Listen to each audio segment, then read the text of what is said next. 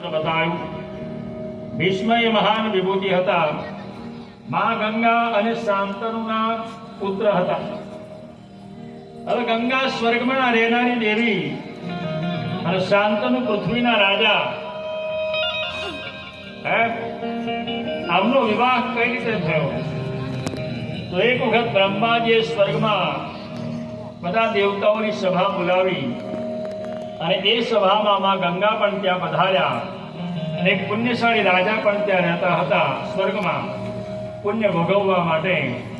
ત્યારે ગંગા મૈયાને જોઈ એ રાજાના મનમાં કામ વિકાર ઉત્પન્ન થયો અને ગંગાજી પણ તેમની તરફ આકર્ષિત થયા। બ્રહ્માજીએ ગંગાજીને શ્રાપ આપ્યો અને પેલા રાજાને પણ શ્રાપ આપ્યો કે તમે પૃથ્વી પર જાઓ અને તમારે વિવાહ કરી તમારી મનોકામના પૂર્ણ કરી કામને નષ્ટ કરો। તેથી ગંગાજી પૃથ્વી પર આવ્યા અને રાજા શાંતનુ બનીને આવ્યા અને ગંગા અને શાંતનુના જે લગ્ન થયા અને એમને ત્યાં એક પુત્ર થયો તેનું નામ છે દેવવ્રત। એ દેવવ્રતનું નામ પડ્યું ભીષ્મ। આ દેવવ્રતે પોતાના પિતાના સુખ માટે પોતાના સુખનો નાશ કર્યો। આજીવન બ્રહ્મચર્ય વ્રતનું પણ પાલન કરીશ, લગ્ન નહીં કરું એ ભીષણ પ્રતિજ્ઞા લીધી। ભીષ્મ પિતામહ તરીકે ઓળખાયા અને શાંતનુ રાજા પોતાના પિત્ર ભીષ્મ ઉપર પ્રસન્ન થયા અને ઈચ્છા મૃત્યુનું વરદાન આપ્યું કે બેટા હે ભીષ્મ તારી ઈચ્છા થશે ત્યારે તારું મૃત્યુ થશે, એ સિવાય કાલ પણ તને સ્પર્શ કરી શકશે નહીં। આ બાજુ શ્રી કૃષ્ણ હસ્તિનાપુર પધાર્યા ત્યારે યુધિષ્ઠિર સંતાપ કરતા હતા। મહાભારતના યુદ્ધમાં મેં બધાને માર્યા છે ને એટલે મારે નરકમાં જવું પડશે, આવો વિલાપ કરતા હતા। કૃષ્ણ ભગવાને યુધિષ્ઠિરને સમજાવ્યા કે મહાભારતનું યુદ્ધ જે ધર્મયુદ્ધ હતું અને ધર્મ માટે કોઈને મારવા માટે હિંસા લાગતી નથી। ધર્મની રક્ષા કરવા માટે કદાચ કોઈ હિંસા કરવી પડે તો એમાં પાપ લાગતું નથી। કૃષ્ણ ભગવાને આવું સમજાવ્યું। દાખલા તરીકે 4-5 ગાયો હોય, એની પાછળ એક વાઘ પડ્યો હોય અને તમારી અંદર સામર્થ્ય હોય અને ગાયોને બચાવો, વાઘને મારી નાખો તો વાઘને મારવામાં કોઈ પાપ નથી। આ સીધો દાખલો છે। એમ ધર્મની રક્ષા કરવા માટે કોઈ હિંસા કરવી પડે તો કોઈ પાપ લાગતું નથી। કૃષ્ણ ભગવાન યુધિષ્ઠિરને બહુ સમજાવ્યા પરંતુ કૃષ્ણ ભગવાનના મનમાં વાત ઉતરી નહીં, અરે યુધિષ્ઠિરના મનમાં વાત ઉતરી નહીં, સંતાપ શોક કરવા લાગ્યા। છેવટે શ્રી કૃષ્ણ પાંડવોને લઈ આ ભીષ્મ પિતામહ પાસે આવ્યા। કુરુક્ષેત્રની અંદર ભીષ્મ પિતામહ 54 દિવસ સુધી બાણ શૈયા ઉપર સૂતા રહ્યા છે અને અંતિમ શ્વાસો ગણી રહ્યા હતા। જવાની તૈયારીઓ જ હતી। એ મૃત્યુ માટે ઉત્તરાયણની પ્રતીક્ષા કરતા હતા। એટલે ત્યાં ગયા અને પાંડવો ચરણ બાજુ ઉભા રહ્યા। પાંડવોએ ભીષ્મ પિતામહને નમસ્કાર કર્યા, કૃષ્ણ ભગવાને ભીષ્મ પિતાને નમસ્કાર કર્યા। ભીષ્મ પિતામહે પણ 2 હાથ જોડ્યા। શ્રી કૃષ્ણ કહેવા લાગ્યા દાદા આ યુધિષ્ઠિરના મનમાં એક શંકા છે, એનું સમાધાન કરો। તો કે શું શંકા છે? પરંતુ અત્યારે હું બાણ શૈયા ઉપર સૂતો છું અને મને અસહ્ય પીડા થઈ રહી છે, તેથી હું કાંઈ બોલી શકું તેમ નથી। આવું કીધું એટલે ભગવાન શ્રી કૃષ્ણએ ભીષ્મના મસ્તકથી પાદ પર્યંત દ્રષ્ટિ કરી આમ કરીને આમ અને ભીષ્મની બધી પીડા કૃષ્ણ ભગવાને હરી લીધી। ત્યાર પછી મસ્તક શરીર તો આખું જે હતું એ બાણ શૈયા ઉપર હતું, મસ્તક લટકતું હતું। એટલે ભીષ્મ પિતામહ અર્જુનને કહેવા લાગ્યા મારું જે મસ્તક લટકે છે ને તું આધાર આપી દે। અર્જુને 2 બાણ માર્યા અને આધાર આપ્યું, મસ્તક એની પર મૂકી દીધું। ત્યાર પછી ફરીથી ભીષ્મ પિતામહ બોલ્યા મને તરસ લાગી છે, તૃષ્ણા સતાવે છે, જળ લાવ। આવું કહ્યું એટલે અર્જુન જળ લેવા ગયો। ત્યાં તો ભીષ્મ પિતામહે કીધું હવે એટલો બધો વિલંબ થાય તેમ નથી। હે અર્જુન અમારી બાણ શૈયા પાસે તું બાણ માર, સાક્ષાત મારી માતા ગંગા પ્રગટ થશે અને મારી તૃષ્ણા ચિપાવશે. અર્જુને બાણ માર્યું, સાક્ષાત ગંગા મૈયા ત્યાં પૃથ્વીમાંથી પ્રગટ થયા. શેષની ગંગાની ધાર ભીષ્મ પિતામહના મુખમાં ગઈ. અને સૂતા સૂતા પાણસૈયા ઉપર ભીષ્મ પિતામહે ગંગાજળનું પાન કર્યું અને ગંગા મૈયા ભીષ્મ પિતામહને જલપાન કરાવી શાંત થઈ ગયા, પાછા ભૂમિમાં સમાઈ ગયા.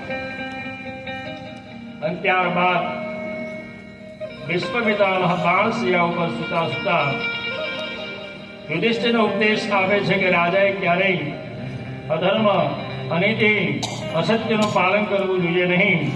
રાજાએ ધર્મના માર્ગે ચાલવું જોઈએ. ત્યારે દ્રૌપદી પણ ત્યાં હતી. દ્રૌપદી બોલી ઉઠી, દાદા, જ્યારે ભરી સભામાં આ કૌરવ મારું વસ્ત્રહરણ કરી રહ્યા હતા ત્યારે તમારું બધું જ્ઞાન ક્યાં ગયું હતું? ભરી સભામાં મારી વસ્ત્ર, મારી સાડી જ્યારે ખેંચાતી હતી, મારું અપમાન થતું હતું. હે દાદા, તે તમારું જ્ઞાન, ધર્મ, ન્યાય, નીતિ, સત્ય આ બધું ક્યાં ગયું હતું? કુળની પુત્ર વધુની ઇજ્જત લૂંટવી એ શું અધર્મ ન હતો? અધર્મ હતો તો તમે પછી કેમ રોક્યો નહીં? કેમ નીચું મોડું કરીને બેસી રહ્યા? કેમ કાંઈ બોલ્યા નહીં?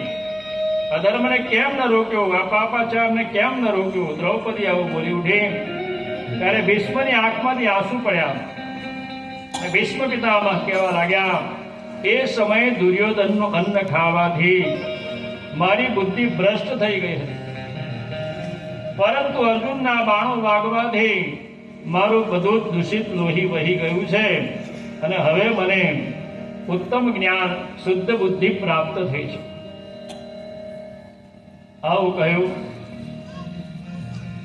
અને ભીષ્મ પિતામહ બાણસૈયા ઉપર સૂતા સૂતા ઉપદેશ આપી રહ્યા છે. ભીષ્મ પિતામહ યુધિષ્ઠિરને ઉપદેશ આપતા કહે છે, જ્યાં સાક્ષાત શ્રી કૃષ્ણ તમારી જોડે હોય, ગદાધારી ભીમસેન હોય, ગાંડીવધારી અર્જુન હોય, ધર્મરાજ યુધિષ્ઠિર હોય, છતાંય તમને આટલું બધું દુઃખ પડ્યું.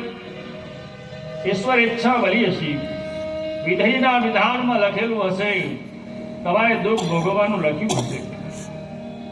આવું કહી ભીષ્મ પિતામહ બાણસૈયા ઉપર સૂતા સૂતા 30 દિવસ સુધી યુધિષ્ઠિરને દાન ધર્મ, રાજ ધર્મ, મોક્ષ ધર્મ અને સ્ત્રી ધર્મનો ઉપદેશ આપે છે.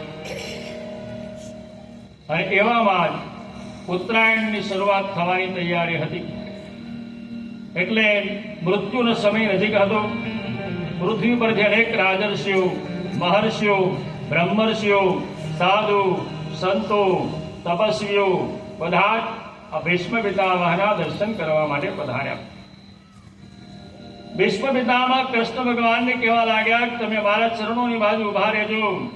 જ્યાં સુધી મારું મૃત્યુ ન થાય ત્યાં સુધી હું તમારા દર્શન કરી શકું. મારી ચરણ બાજુ તમે ઉભા રહો. તો શ્રી કૃષ્ણ પોતે ચરણ બાજુ જતા રહ્યા અને ભીષ્મની સીધી દ્રષ્ટિ શ્રી કૃષ્ણના મુખારવિંદ પડી અને પાંડવો મસ્તક બાજુ ઉભા રહ્યા. હવે એમાં ભીષ્મ પિતામહ બે હાથ જોડી કૃષ્ણ ભગવાનને પ્રાર્થના કરવા લાગ્યા કે હે શ્રી કૃષ્ણ, હે દ્વારિકાધીશ, મારી એક અંતિમ ઈચ્છા છે કે મરતા પહેલા મારી એક દીકરી છે, મારી એક કન્યા છે, એના લગ્ન હું તમારી સાથે કરાવી દઉં. ત્યારે કૃષ્ણ ભગવાન બોલ્યા, દાદા, તમે તો બાળ બ્રહ્મચારી છો, લગ્ન કર્યા જ નથી, તો તમારી કન્યા ક્યાંથી આવી? ત્યારે ભીષ્મ પિતામહ બોલ્યા છે, ઇતિમતિ રૂપકલ્પિતા વિતૃષ્ણા ભગવતી સાત્વસ્ત પુંગવી વિભૂમે વસુખમુપગતે ક્વચિ દ્વિહર્ગમ પ્રકૃતિ મુપેયુષિય પ્રવાહ ઇતિમતિ રૂપકલ્પિતા વિતૃષ્ણા ભગવતી સાત્વત પુંગવી વિભૂમે વસુખમુપગતે ક્વચિ દ્વિહર્ગમ પ્રકૃતિ મુપેયુષિય પ્રવાહ. ભીષ્મ પિતામહ કૃષ્ણ ભગવાનને કહેવા લાગ્યા કે મારી મતિયુગી બુદ્ધિ જે છે, મારી બુદ્ધિરૂપી કન્યા જે છે એ હું તમારી સાથે પરણાવવા માંગુ છું. ઇતિ મતિરૂપી કલ્પિતા તૃષ્ણા, મારી મતિરૂપી જે કન્યા છે એને તમે સ્વીકારો, પાણી ગ્રહણ કરો. કૃષ્ણ ભગવાન બોલ્યા કે હે દાદા, તમારી બુદ્ધિ શુદ્ધ છે ખરી, પવિત્ર છે ખરી, મારી સાથે લગ્ન કરવા યોગ્ય છે ખરી. ત્યારે ભીષ્મ પિતામહે કીધું, હા, હવે બધા જ વિકારો નષ્ટ થયા છે, મોહ ભંગ થયો છે, બુદ્ધિ શુદ્ધ થઈ છે, બુદ્ધિ પવિત્ર બની છે. મારી બુદ્ધિરૂપી કન્યા તમને વરવા યોગ્ય છે, વરણ કરવા યોગ્ય છે, આપ એનું પાણી ગ્રહણ કરો.